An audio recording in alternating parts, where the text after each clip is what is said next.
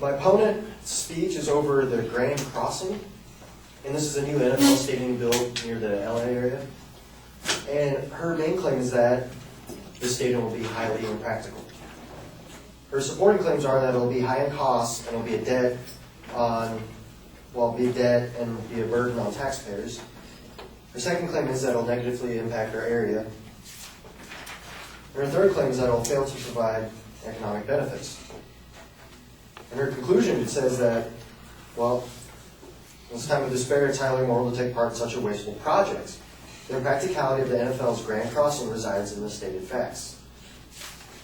My claim is that the Grand Crossing will be highly practical. And that is because the project is not detrimental because it is an investment for the future. The increased traffic will benefit business, be slightly relieved by, well, the increased traffic will benefit pretty much everyone. But third claim is saying that her third claim is hypothetical. Okay, so first one, the Grand Crossing will be an investment in the future because it will provide entertainment for many years to come. It'll have activities, on certain days, and there will be facilities within the structure that will include music theaters and restaurants. Some activities will be football, music events, concerts, and stuff like that. And it'll also be an investment for the future because it'll give back to the community by generating tax revenue and new earnings for citizens. An example is the Baltimore Sun reported that with a $200 million investment, in a facility, it'll raise a city tax revenue by $3.8 million and state revenue by $6.3 million. And plus, it also gives citizens an opportunity to earn $100 million. And my second point why the stadium will be practical is because the increased traffic, for games and activities will stimulate local business. And it won't be a plague on people because the city will also try to relieve the traffic by offering transportation services. And they will do that by having a Metro League station connected to the football stadium. And they'll also have charter buses ran there. And AEG has also expressed that they're attempting to upgrade their own light rail station, which lies only 2 blocks away from the stadium site. So it'll, allow better flow to the stadium. In addition to all those claims, my opponent also said that, the stadium is a negative because the increased traffic and light pollution from the traffic and that crime will increase. And I refute that by saying that the traffic will be controlled by city services, and that light pollution there really won't affect it. According to a Google Earth and North American light pollution map, the light pollution in the LA area is absolutely terrible already, so it won't be affected much by traffic.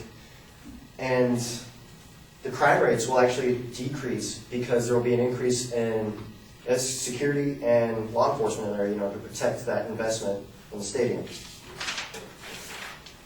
Okay, and my opponent's third claim, she stated that it'll fail to provide economic benefits because the owner of the stadium will see most of the money. Well, she's just saying that only happened if the owner has the stadium. And there's still a chance that LA, the city of LA or the state of California could purchase the stadium, and then they would see the profit. Even then, if a private party owns the stadium, it would still generate profit for the city by, taxing all the goods in there, or, all the goods and services. But LA could even generate money by providing parking for the stadium, and everything would be just peachy. So my conclusion is that the building of the NFL's Grand Crossing is highly practical because it will be an investment for the future, reduce crime around the stadium area, and generate money for both citizens and the city of LA.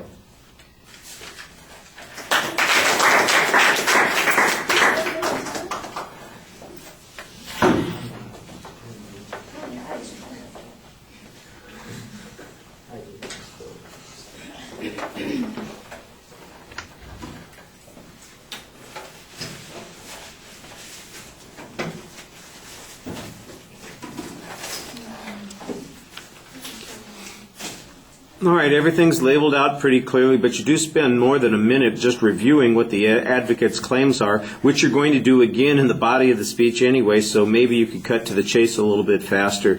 On your first point, you've got a counterclaim on its practicality. But all of those things seem to be largely asserted, and I'm not sure that there's any substantial difference between what you've said and what the advocate was refuting in the first place. Why we believe your position and relative to what the advocate was talking about there, I don't know, because I don't get really much of a contrast on the information there. The one place where you had some evidence that talked about potential benefits was the quote from the Baltimore Sun, and I'm not exactly sure, were they talking about the LA development or were they talking about a local development? There seems to be some discussion about what the tax returns would be, and if I heard the number correctly, we spend $200 million and we'll get $3 million back in taxes. That doesn't sound like a good deal to me, so I'm not exactly sure that that's the inference that you want to make here. If this is a direct quote, then you need to make sure that you state it as a direct quote. It sounds too much like a paraphrase. The same issue comes with stimulating business. There's no evidence that suggests that it's going to stimulate business. That seemed to be one of the criticisms of the advocate. I don't remember what information they presented on that point, but I know that you haven't presented any here. On the transportation issue, you basically cite the arguments from the advocates of this project, talking about how they would try and mitigate this without any reason to believe that it would be effective, that it would have a minimal impact. The pollution argument is basically a uniqueness argument that says, hey, the air already sucks, so how much worse can it get?